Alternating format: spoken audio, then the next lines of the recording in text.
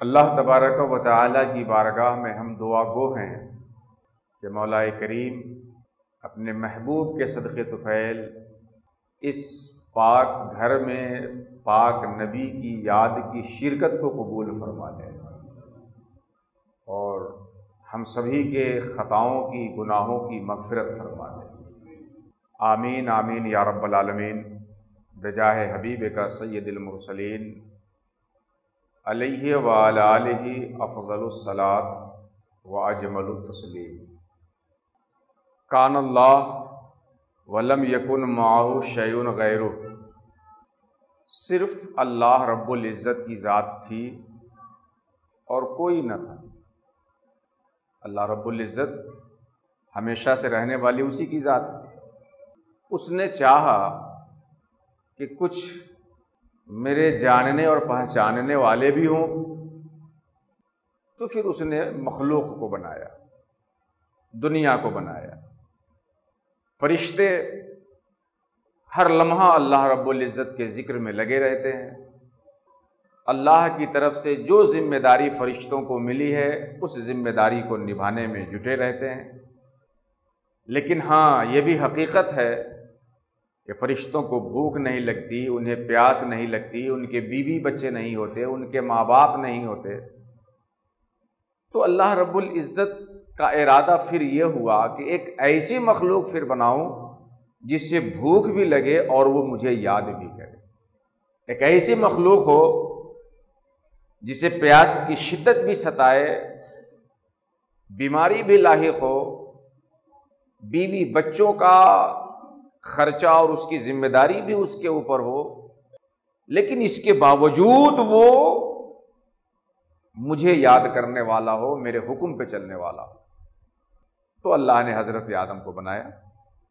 حضرت آدم کے توسط سے جب اس روئے زمین پہ انسانی آبادی پھیلتی ہے تو حضرت آدم کی تعلیمات پہ انسان رہتا ہے، لیکن جو زمانہ دور ہوتا چلا گیا، آدمی اپنے باپ کی، اپنے نبی کی تعلیم سے دور ہوتا چلا گیا۔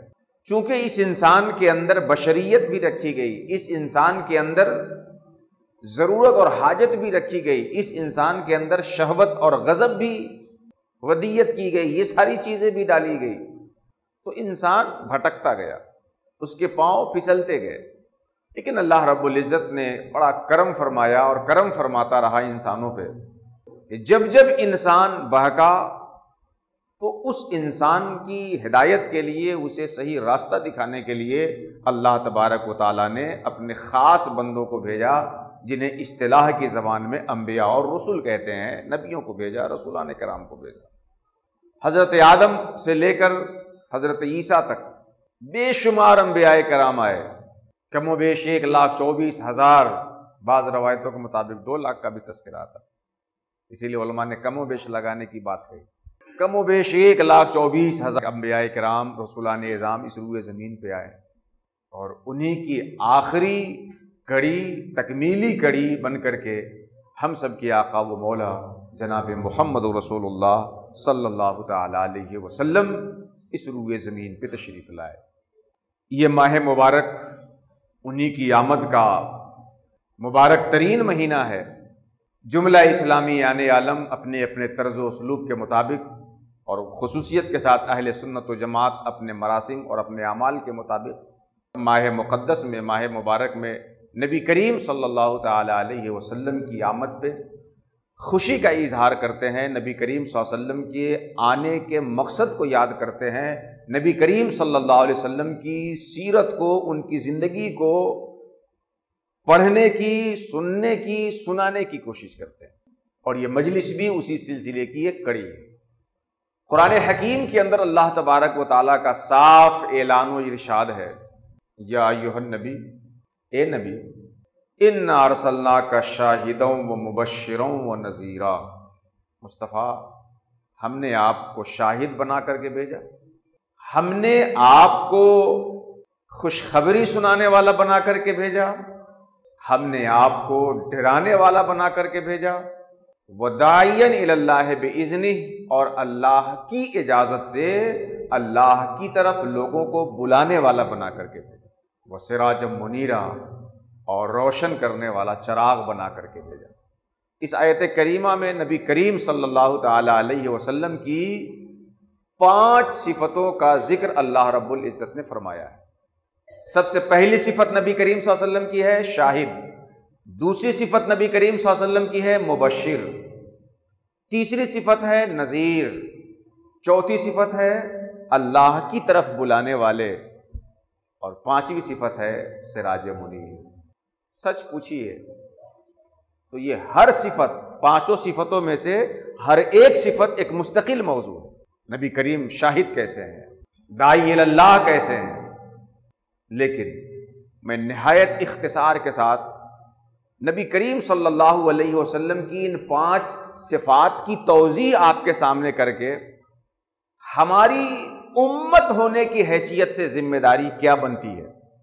نبی کریم صلی اللہ علیہ وسلم ان 5 صفات کا حامل بن کے آئے، امت ہونے کے ناطے، ان کا کلمہ پڑھنے کے ناطے ہمارے اوپر ان 5 صفات کا کیا اثر مرتب ہونا چاہیے، ان 5 صفتوں کا ہمارے لیے سبق کیا ہوتا ہے، میسج کیا ہے ان 5 صفتوں سے۔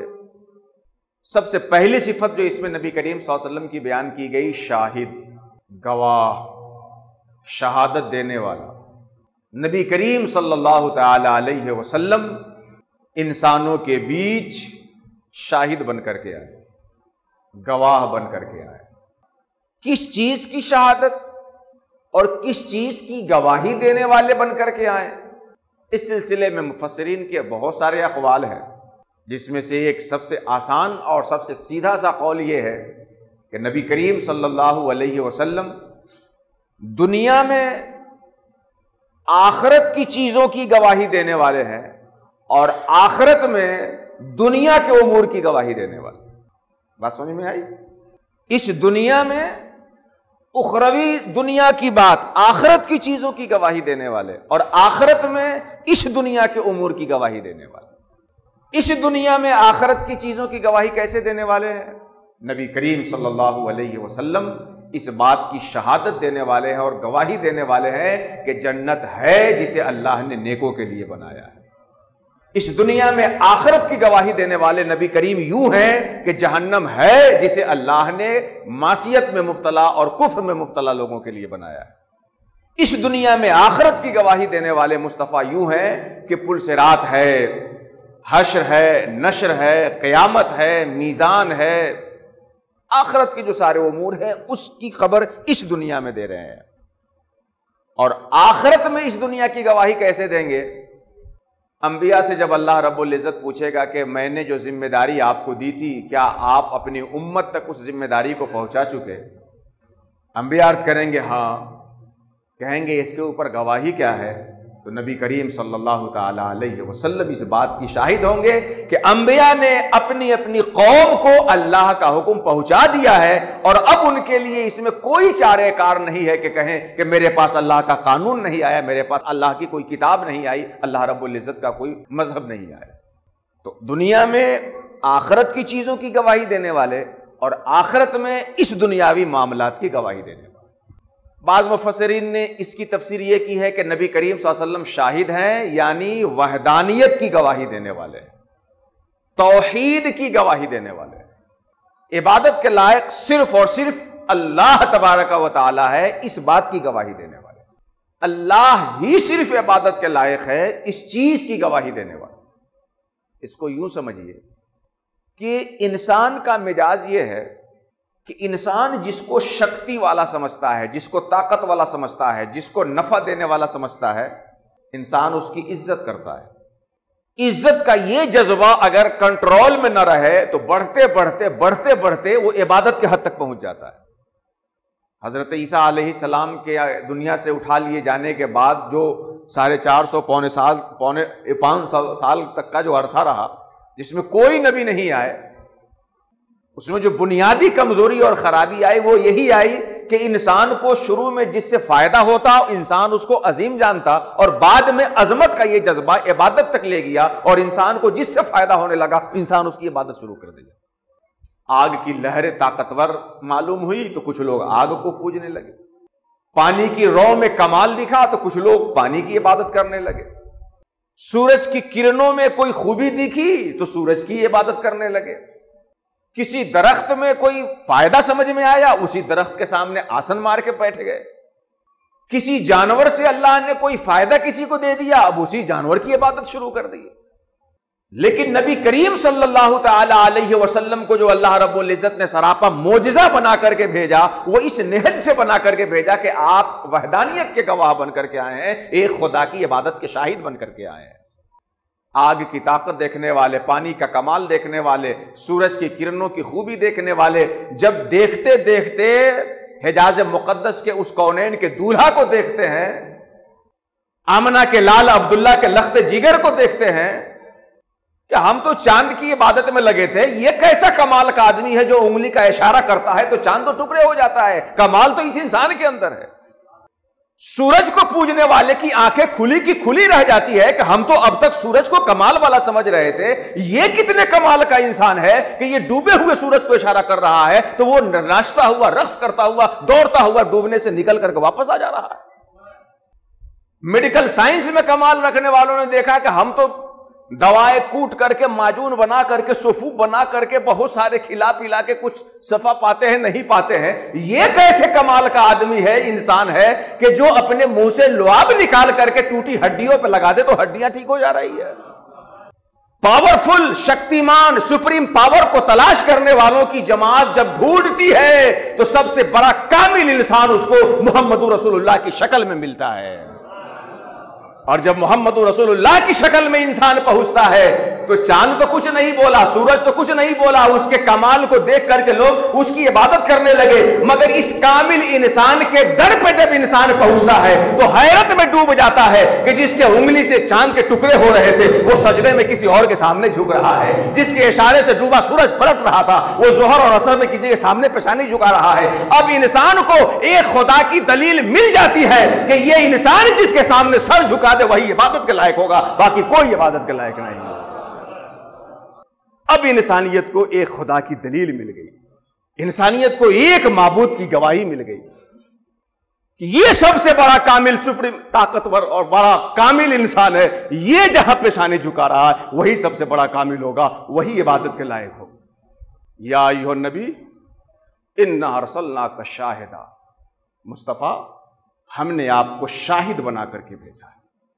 شہادت اور گواہی کا تیسرا معنی مفسرین نے یہ بیان کیا کہ نبی کریم صلی اللہ علیہ وسلم کو اللہ نے شاہد بنا کے بھیجا، یعنی اللہ نے جو کہنے کو کہا ہے نبی اس پہ شاہد ہیں، اللہ نے جو کرنے کو کہا ہے نبی اس پہ شاہد ہیں، اللہ نے جیسا خیال، جیسا نظریہ دل میں رکھنے کو کہا ہے نبی اس پہ شاہد ہیں۔ اور مطلب کیا ہے کہ یہ وہ نبی ہیں، یہ وہ ہیں جو شاہد ہیں، اور شاہد کی ذمہ داری یہ ہوتی ہے کہ جب گواہی دینے کی ضرورت پڑے، جب گواہی دینے کا موقع آئے تو جا کر کے اپنی شہادت پیش کرے۔ نبی کریم کے شاہد ہونے کا مطلب یہ ہے کہ اللہ نے جو ذمہ داری انہیں دے دی، جسے کہنا ہے تو نبی کہہ کے رہیں گے، جس سے روکنا ہے نبی روک کے رکھیں گے، جس کو کرنا ہے نبی کر کے رہیں گے۔ نہ دنیا کی کوئی لالچ انہیں اللہ کی باتوں کو پہنچانے سے روک سکتی ہے، نہ دنیا کا کوئی خوف انہیں اپنی تبلیغ اور ذمہ داری سے کوئی روک سکتی ہے۔ نبی شاہد ہیں، اللہ نے جو انہیں ذمہ داری دی ہے وہ نبی کہہ کے رہیں گے، کر کے رہیں گے۔ شہادت کے اس معنی کو سمجھنے کے لیے سیرت کا یہ پہلو اپنے سامنے لائیے۔ جب نبی کریم صلی اللہ علیہ وسلم مکہ کے کافروں کو سمجھائے، یہ بتایا کہ یہ لات و حبل، یہ سب بے جان، اپنے اوپر سے ایک مکھی کو نہیں بھگا سکتے ہیں، یہ عبادت کے لائق کیسے ہو جائیں گے؟ ایک خدا کی طرف تم لوگ آؤ۔ مکہ کے لوگوں کو نبی کریم صلی اللہ علیہ وسلم کی یہ بات بہت ناگوار گزری۔ بالآخر کفار مکہ نے مشورہ کیا کہ ہم لوگ اس قدر ان کا مقابلہ کر رہے ہیں، ان سے مزاحمت کر رہے ہیں، لیکن اس کے باوجود یہ ہمارے باپ دادا کے معبودوں کو برا بھلا کہنے سے نہیں رکتے۔ کیا بات ہے، کیا مقصد ہے ان کا اس طرح کے رویے سے؟ کیا یہ کسی اچھے گھر میں شادی کرنا چاہتے ہیں؟ کیا یہ کسی قبیلے کا سردار بننا چاہتے ہیں؟ کیا انہیں مال چاہیے؟ کفار مکہ کا ایک وفد رسول اللہ کے پاس آیا کہ آپ ہمارے باپ دادا کے معبودوں کو برا بھلا کہہ کے کیا بننا چاہتے ہیں؟ سرداری چاہیے تو ہم آپ کو سردار بنا لیتے ہیں، لیکن ہمارے معبودوں کے خلاف کچھ مت بولیے۔ آپ کو کسی قبیلے میں کسی اچھے گھر میں شادی مطلوب ہے تو ہم کہیے جہاں ہم وہاں کرا دیتے ہیں۔ نبی کریم صلی اللہ علیہ وسلم نے جو جواب دیا تھا کہ میری ایک ہاتھ پہ سورج اور دوسرے پہ چاند لا کر کے رکھ دو، تب بھی اللہ نے جو ذمہ داری مجھے دی ہے میں اسے پیچھے نہیں جا سکتا ہوں۔ نبی کریم شاہد بن کر کے آئے، اللہ رب العزت نے جو ذمہ داری انہیں دی اس ذمہ داری کو مکمل طور پہ نبھانے والے ہیں۔ اور چنانچہ حجۃ الوداع کے موقع پہ آپ نے تمام صحابہ کو متوجہ کر کے کہا، اے صحابہ ذرا بتاؤ حل بلغتو، اللہ نے جو ذمہ داری مجھے دی تھی وہ ذمہ داری میں نے تم تک پہنچا دی کہ نہیں؟ سب نے کہا یا رسول اللہ بلا شبہ آپ نے پہنچا دی۔ اس کے بعد نبی کریم نے فرمایا پروردگار تو گواہ ہو جا، تیرے بندے اقرار کر رہے ہیں کہ میں نے اس ذمہ داری کو تیرے بندوں تک پہنچا دیا ہے۔ نبی تو زندگی کے ہر موڑ پہ شاہد ہے، 63 سالہ زندگی لے لیں تو بھی شاہد، 23 سالہ زندگی لے لیں تو بھی شاہد۔ نبی کریم صلی اللہ تعالی علیہ وسلم کا جو زندگی کا عمل ہے، گوشہ ہے، وہ ہر گوشہ ہمارے لیے مشعل راہ ہے اور ہمارے لیے نمونہ عمل ہے اور آئیڈیل ہے۔ لیکن موجودہ وقت میں نبی کریم صلی اللہ تعالی علیہ وسلم کی جو مکی زندگی ہے، میں اس کے حوالے سے آپ سے گزارش کروں گا کہ نبی کریم صلی اللہ علیہ وسلم کی مکی زندگی کو خاص طور سے پڑھیے، سنیے، پڑھائیے، سنائیے، اور لوگوں کے اندر جو ایک مایوسی آ رہی ہے، لوگوں کے اندر جو ایک اضطراب آ رہا ہے، لوگوں کے اندر جو ایک اداسی آ رہی ہے، نبی کریم صلی اللہ علیہ وسلم کی مکی زندگی سے اس فضا کو ختم کیجیے اور مایوسی کے بادل کو ہٹا کر ایک اچھی امید کی فضا قائم کیجیے کہ نبی ہمارے شاہد تھے، ہم نبی کے کلمہ پڑھنے والے ہیں، ان کے نقش قدم پہ چلتے ہوئے اللہ نے جو ذمہ داری دی ہے ہم اسے لوگوں کے بیچ پھیلائیں گے۔ جیسے وہاں بعد عسر یسرا تھا، وہاں شیب ابی طالب کے بعد، وہاں 13 سال کی زندگی کے بعد وہاں فتح مکہ کا نظارہ آتا ہے، اللہ اپنے نبی کے ماننے والے کو بھی ہر سختی کے بعد آسانی کا معاملہ پیدا فرما دے گا۔ نبی کریم صلی اللہ تعالی علیہ وسلم تو ہر موڑ پہ شاہد ہیں، لیکن خاص طور سے جو مکی زندگی ہے اس میں شاہد ہونے کا معنی سمجھنے کی ضرورت ہے۔ اس کے بعد دوسری صفت بیان کی گئی کہ مصطفیٰ ہم نے آپ کو خوشخبری سنانے والا بنا کے بھیجا، ایمان لانے والوں کو اور اچھے کام کرنے والوں کو جنت کی خوشخبری سنانے والا، انکار کرنے والے اور معصیت میں مبتلا ہونے والوں کے لیے جہنم کا ڈر سنانے والا۔ اس کے بعد چوتھی صفت کیا آئی؟ داعین الی اللہ، مصطفیٰ ہم نے آپ کو اللہ کی طرف بلانے والا بنا کے بھیجا۔ اچھا ایک چیز ذرا غور کیجئے، اس آیت میں نبی کریم صلی اللہ علیہ وسلم کی 5 صفتوں کا ذکر ہے، شاہد، مبشر، نذیر، داعی الی اللہ، سراج منیر۔ 4 صفتوں میں بے اذن اللہ کی قید نہیں ہے، بے اذنی کی قید نہیں ہے۔ مصطفیٰ آپ شاہد ہیں، شاہدم بے اذن اللہ نہیں، آپ شاہد ہیں۔ مصطفیٰ آپ مبشر ہیں، مبشر بے اذن اللہ ہے نہیں، مبشر ہیں۔ مصطفیٰ آپ نذیر ہیں، مصطفیٰ آپ سراج منیر ہے۔ 5 میں سے 4 میں بے اذن اللہ کی قید نہیں ہے، بے اذنی کی قید نہیں ہے، لیکن داعین الی اللہ میں بے اذنی کی قید ہے۔ مصطفیٰ آپ اللہ کی طرف لوگوں کو بلانے والے ہیں اللہ کی اجازت سے۔ 4 میں بے اذن اللہ کی قید نہیں ہے، 1 میں قید ہے۔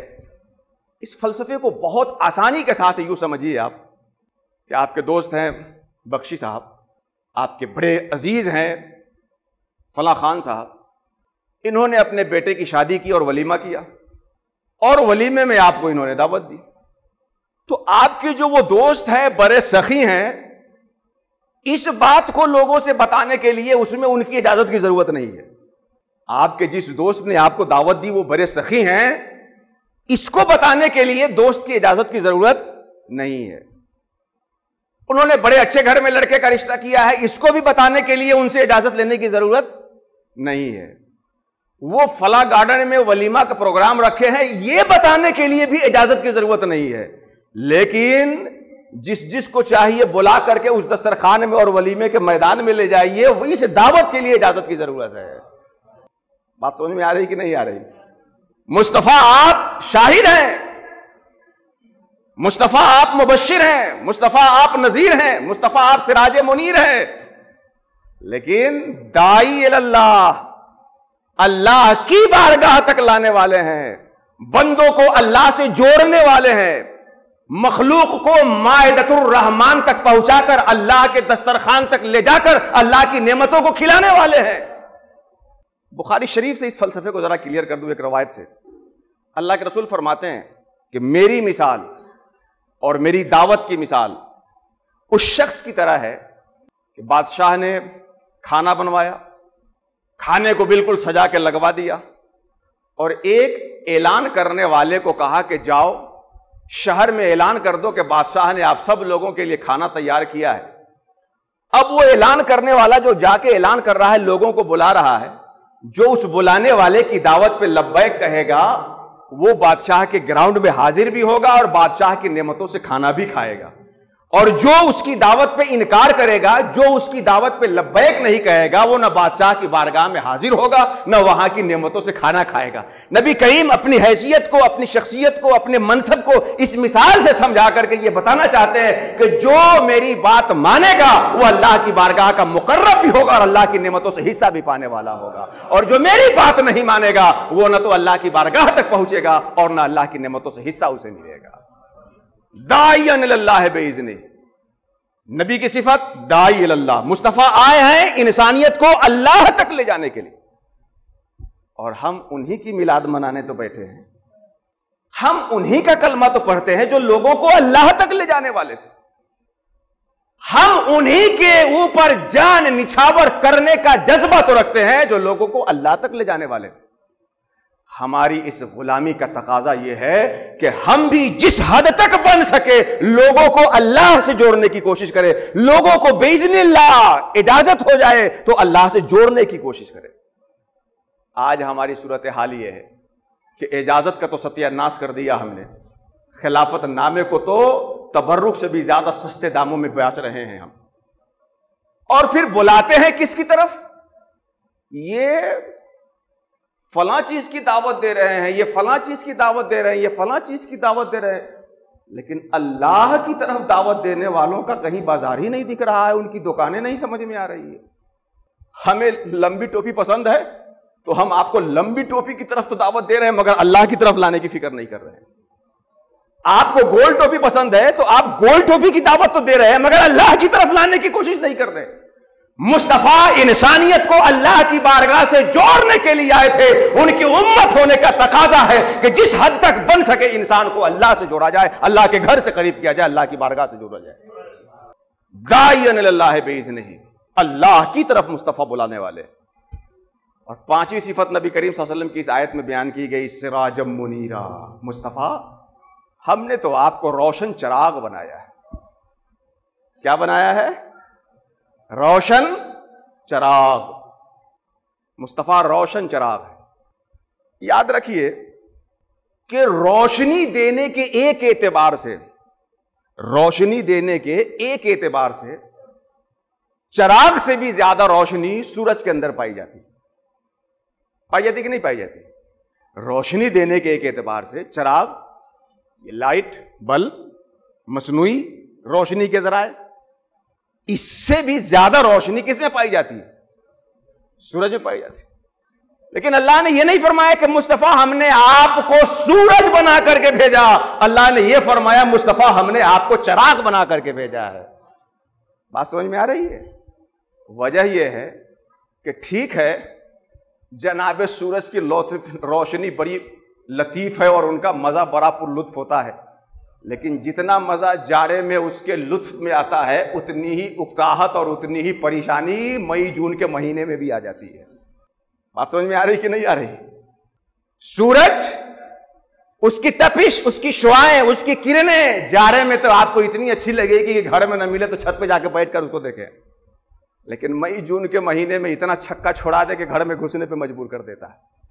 سورج روشنی دیتا تو ہے مگر ہر حال میں لوگوں کو آرام پہنچانے والا نہیں ہے. اور یہ چراغ، یہ لائٹ گرمی میں بھی آرام پہنچانے والے ہیں، جاڑے میں بھی روشنی پہنچانے والے ہیں. مصطفیٰ کسی ایک وقت میں لوگوں کے لیے نفع پہنچائے ایسا نہیں، مصطفیٰ زندگی کے ہر موڑ پہ لوگوں کو نفع پہنچانے والے ہیں. کسی ایک وقت میں، کسی ایک سیزن میں، کسی ایک ٹائم پہ لوگوں کو نفع پہنچائے ایسا نہیں ہے. مصطفیٰ جب ہم پیدا نہیں تھے تو ان کے صدقے وجود ملا ہے، ان کے صدقے زمین ملی، ان کے صدقے آسمان ملا، انہی کے صدقے میں اندھیری کوٹھری قبر کی روشن ہوگی، انہی کے صدقے میں پل صراط سے گزرنا ہوگا، انہی کے صدقے میں اللہ کی بارگاہ میں سرخروئی حاصل ہوگی. مصطفیٰ ہر موقع پہ امت کے لیے نفع بخش ہے. اچھا، ایک دوسری وجہ، مصطفیٰ کو اللہ نے، نبی کریم صلی اللہ علیہ وسلم کو اللہ نے سورج نہیں کہا، چراغ کہا. یہ بتائیے، ہم تو موجود لوگوں میں سے، ہمارے سامنے ایسے لوگ بیٹھے ہیں جن کی پوری داڑھی سفید ہو گئی، میری تو اب سفید ہونے چلی ہے. ہم نے تو آج تک ایک ہی سورج دیکھا ہے. میرے بزرگ لوگ بتائے، کیا انہوں نے اپنے بچپنے میں ایک آدھ دو سورج بڑھا کر دیکھ لیا تھا؟ کیا ہے ایسا؟ سورج ایک.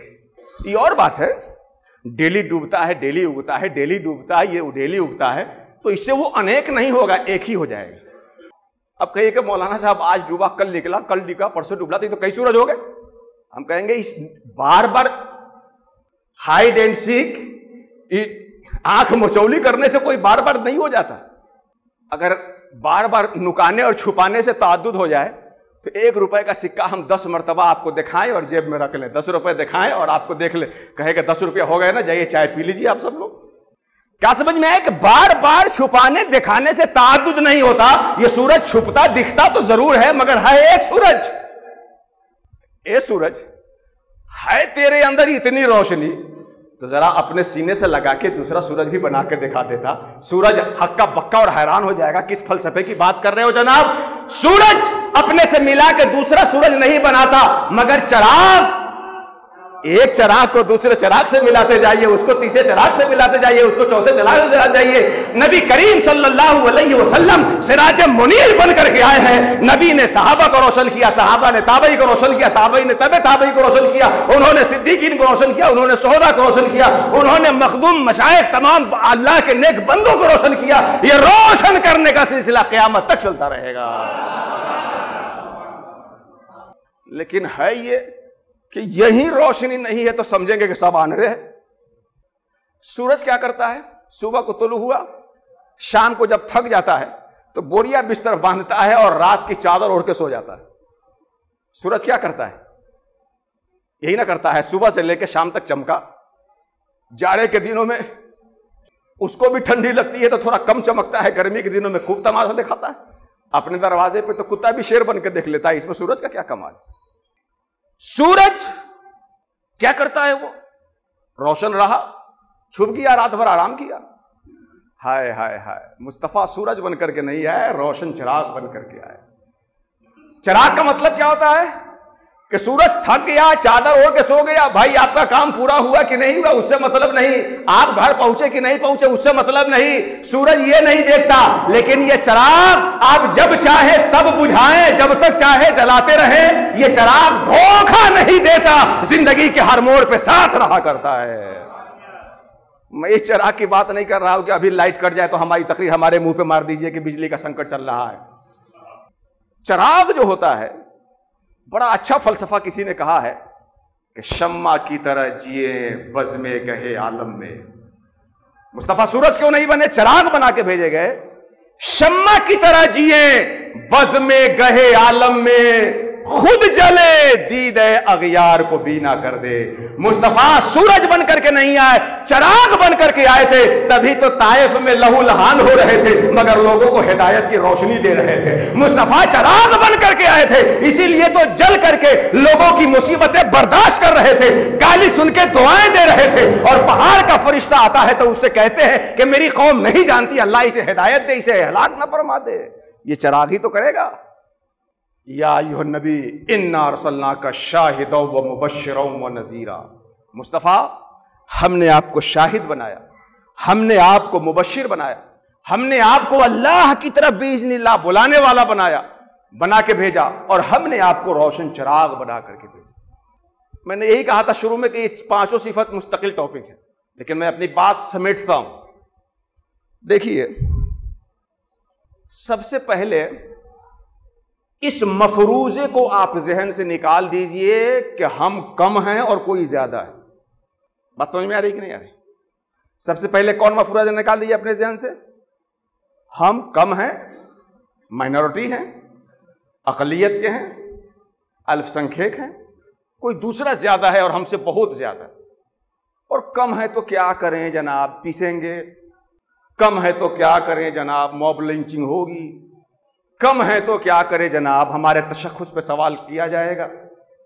کم ہے، کم ہے، کم ہے، اس کم سے آپ اپنی ہمت کو مت توڑیے۔ بات کمی اور بیشی کی بنیاد پہ نہیں بنتی، وہ کم اور بیش اپنے اندر خوبی کیا رکھتے ہیں اس بات پہ بنتی ہے۔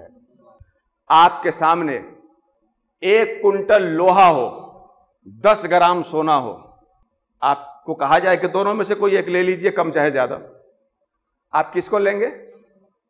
کس کو؟ تو واہ صاحب، یہاں تو اقلیت آپ کا مسئلہ ہے، وہاں اقلیت کو سینے سے کیوں لگا رہے ہیں؟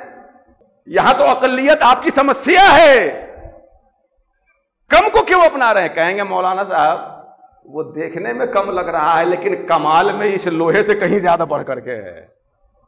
قرآن میں صاف کہا گیا کم من فئۃ قلیلۃ غلبت فئۃ کثیرۃ باذن اللہ، چھوٹی سی چھوٹی جماعتیں بہت دفعہ ایسا ہوا ہے کہ بھاری جماعتوں پہ غالب ہو گئی ہے۔ آپ بدلے کی بھاونا میں مت آئیے، اپنے آپ کو بدلنے کی کوشش کیجیے۔ آپ بدلے کی بھاونا میں مت آئیے۔ اگر کسی بدتمیز نے ہم سے بدتمیزی کی تو کیا اس کے مقابلے میں ہم بھی بدتمیز بن جائیں؟ بتائیے۔ وہ تو بدتمیزی چائے کی دکان پہ کرتے کرتے سیکھ گیا، اور ہم مدرسے میں پڑھ کے اتنا سارا سیکھا ہے، اور ایک جملے کی بنیاد پر ہم بدتمیز بن جائے اس کے؟ بڑا اچھا واقعہ اس فلسفے کے لیے امام احمد ابن حنبل کا بیان کیا جاتا ہے۔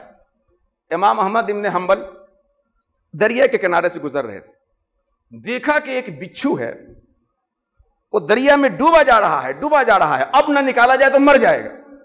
امام احمد ابن حنبل اپنا ہاتھ دریا میں داخل کر کے اس بچھو کو نکالتے ہیں، اور جیسے نکالتے ہیں بچھو ڈنک مار دیتا ہے۔ ڈنک مارنے کے بعد ہاتھ سے گرا نیچے، پھر دریا میں گرنے لگا وہ، اور لگا کہ اب ڈوب جائے گا، آپ پھر ہاتھ لگاتے ہیں اور اس کے بعد میں پھر ڈنک مارتا ہے۔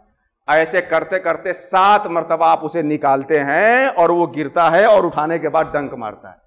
ساتھ میں کسی نے کہا حضرت بات سمجھ میں نہیں آ رہی، آپ بار بار اس کو نکال کے بچانے کی کوشش کر رہے ہیں اور وہ آپ کو ڈنک مار رہا ہے، چھوڑ دیجئے، ڈوبنے دیجئے۔ امام احمد ابن حنبل بڑا پیارا جواب دیتے ہیں کہ 7 مرتبہ کے بعد بھی جب اس نے اپنا ڈنک مارنا نہیں چھوڑا تو ہم اپنا کام بچانا کیوں چھوڑ دیں؟ 7 مرتبہ کے بعد بھی جب اس نے اپنا کام ڈنک مارنا نہیں چھوڑا تو ہم اپنا کام بچانا کیوں چھوڑ دیں؟ آپ بدلے کی بھاونا سے اوپر اٹھیے اور خود کو بدلنے کی کوشش کیجیے۔ کیا بدلیے؟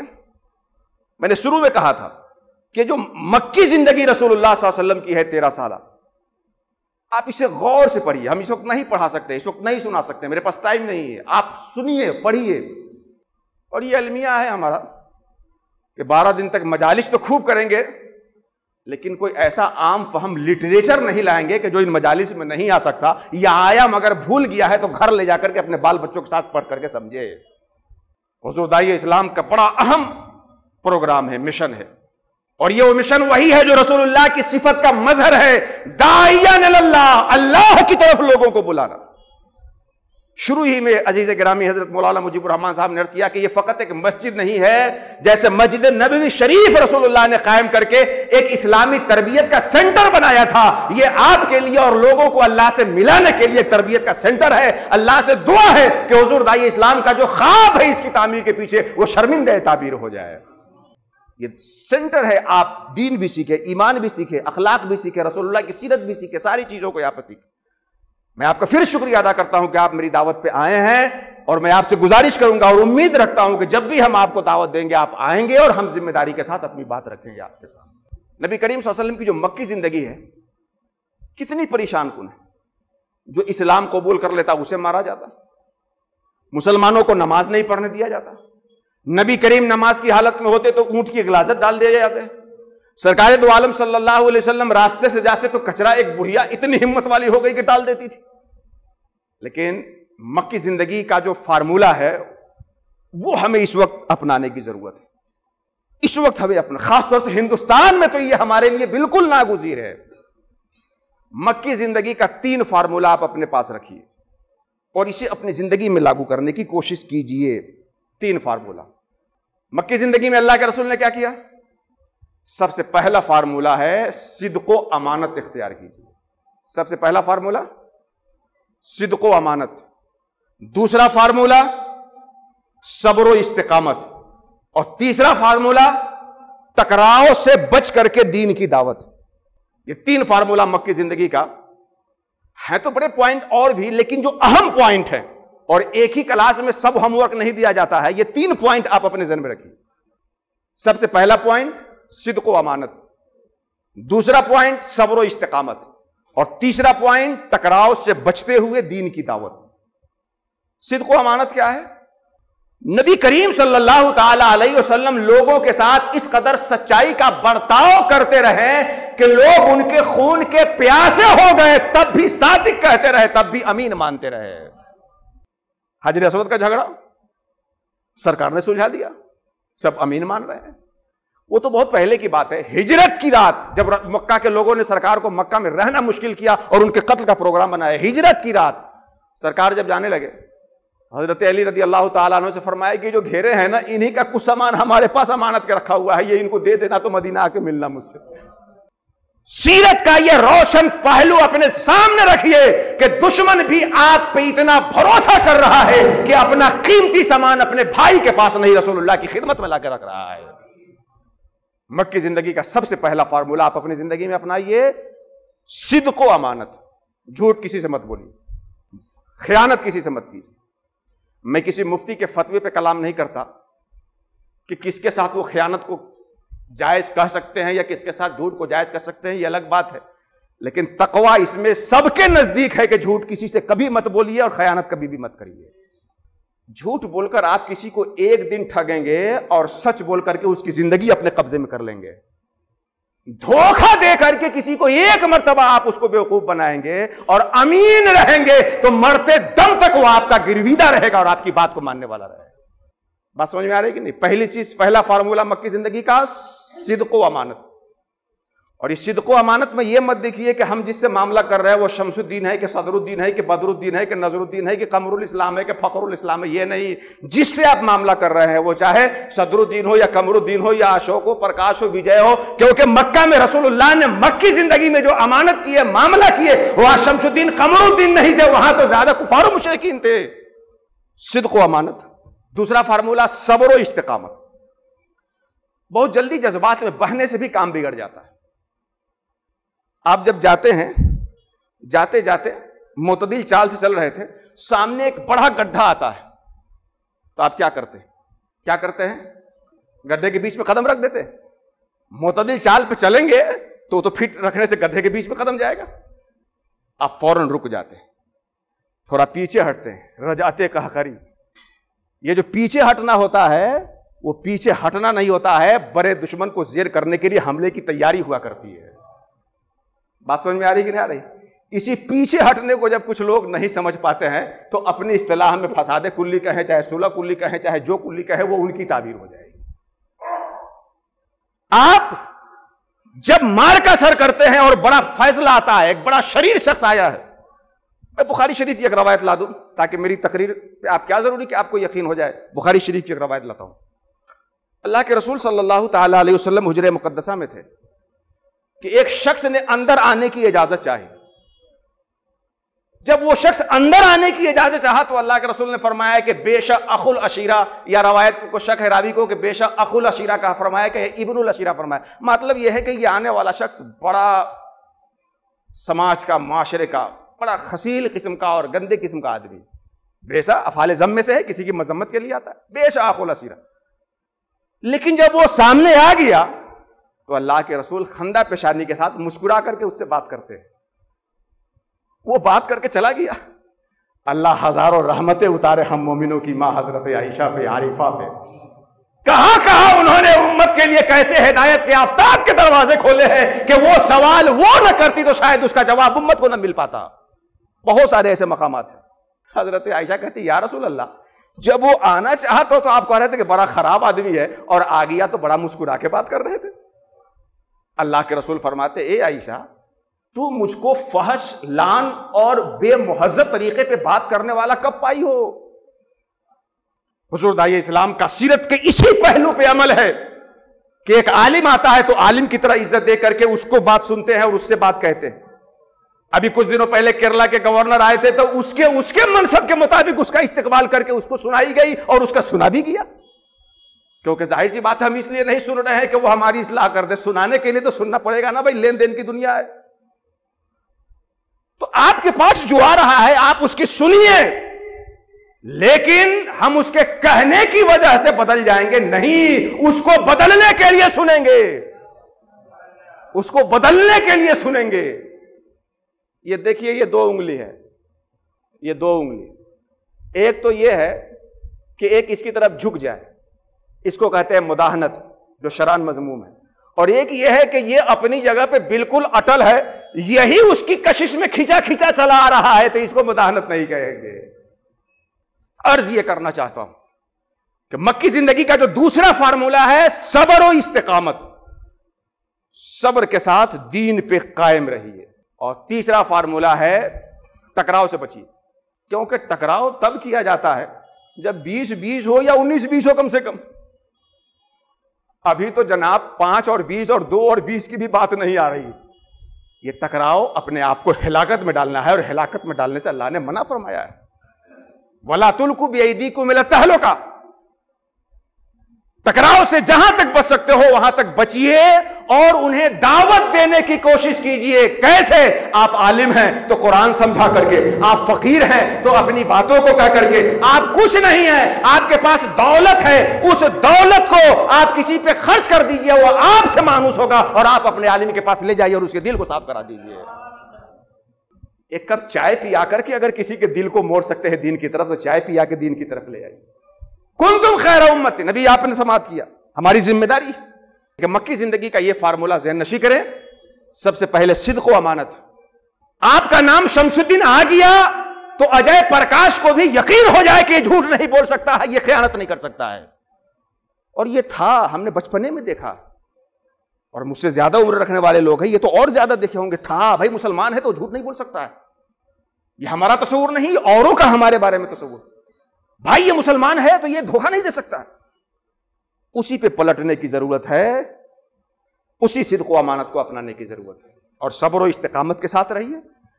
فطرت کا قانون ہے, رات کے بعد دن, گرمی کے بعد جاڑا, امیری کے بعد غریبی, صحت کے بعد بیماری, مالداری کے بعد مفلسی.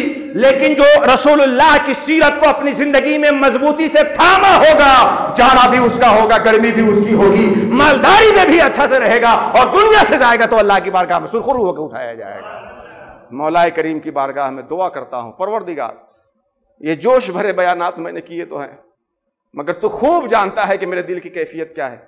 مولا میرا قول ناصحانہ, میرا فعل مجرمانہ, تو کریم ہے, کرم کا کوئی ڈھونڈ لے بہانہ. اپنے محبوب کو تو نے پوری دنیا کو بدلنے کے لیے بھیجا تھا, ہم تمام حاضرین کو ہمارے قلوب کو معصیت سے, طاعت کی طرف, غفلت سے ذکر کی طرف, ہمارے دوسرے بھائیوں کو کفر سے ایمان کی طرف بدلنے کی توفیق عطا فرما دے. بندہ داد محاصل شد فراق, وما علینا یا اخی الا البلاغ.